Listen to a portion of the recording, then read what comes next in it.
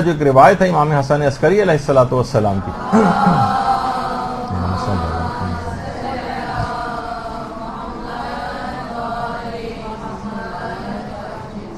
دیکھیے مسائل دینیہ میں جا کر رات کو گزارنا ہے، اور علم دین کا باقاعدہ 1 گھنٹہ کم سے کم مخصوص کیجیے گا کہ اس رات کو، جس میں آپ علم دین حاصل کریں، مسائل فقہیات کریں، یا کوئی اور ایسی مذہبی عقائد کے لحاظ سے اخلاقیات کو بہتر کرنے والی کتاب پڑھیں، لیکن اس نیت سے کہ بس اب یہ سلسلہ شروع ہو گیا، اس کا آغاز میں اس مبارک رات سے کر رہی ہیں۔ تو امام نے ایک روایت بیان کی ہے کہ ایک عورت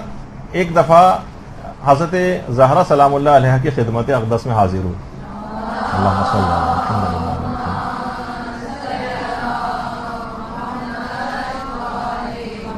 کہا کہ میری ماں نے نماز کے کچھ مشکل مسائل کے جواب کے لیے آپ کے پاس مجھے بھیجا۔ ایک سوال کیا، حضرت زہرا نے جواب دیا، اس نے دوسرا سوال کیا، پھر جواب دیا، تیسرا سوال کیا، اس کا جواب دیا، یہاں تک کہ سوال کرتی گئی 10 سوال تک پہنچ گئی۔ 10ویں سوال کا جب جواب دیا تو شرمسار ہو گئی، کہا کہ اب بہت معذرت چاہتی ہوں، آپ تھک گئی ہوں گی۔ حضرت زہرا نے کہا تم شرماؤ نہیں، پوچھو،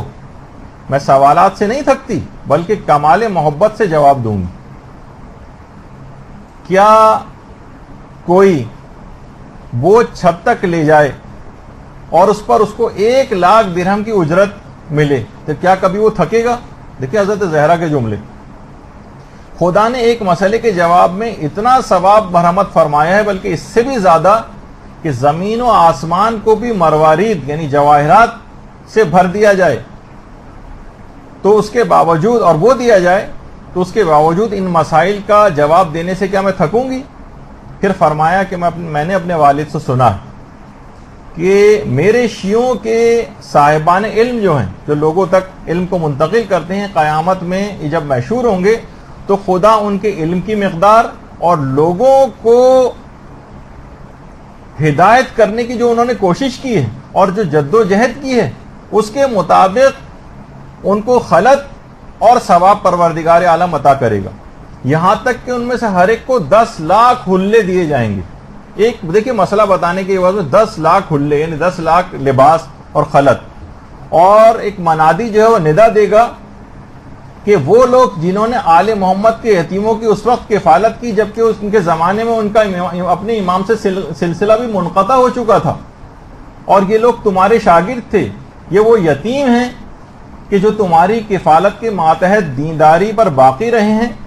اور ارشاد و ہدایت کرتے رہے ہیں، تو جتنی مقدار میں انہوں نے تمہارے علوم سے استفادہ کیا ہے ان کو بھی خلط دو، یعنی ان لوگوں کو جن کو آپ اپنا علم پہنچائیں گی ان کو بھی خلط دی جائے گی، اور پھر میری امت کے علماء اپنے پیروکاروں کو خلط عطا کریں گے، یعنی اس کے بعد یعنی جس جگہ بھی آپ جا کر تبلیغ کریں گے لوگ اس کے اوپر عمل کریں گے، تو آپ بھی قیامت کے روز ان افراد کو اپنی طرف سے خلط نوازیں گے، پھر وہ جو ہوں گے وہ اپنے پیروکاروں کو اور اپنے شاگردوں کو خلط دیں گے، اور پھر حضرت زہرا نے فرمایا ہے کنیز خدا اس خلط پروردگار کا ایک دھاگا ان تمام اشیاء سے 1000 درجے بہتر ہوگا جن پر سورج اپنی روشنی ڈالتا ہے۔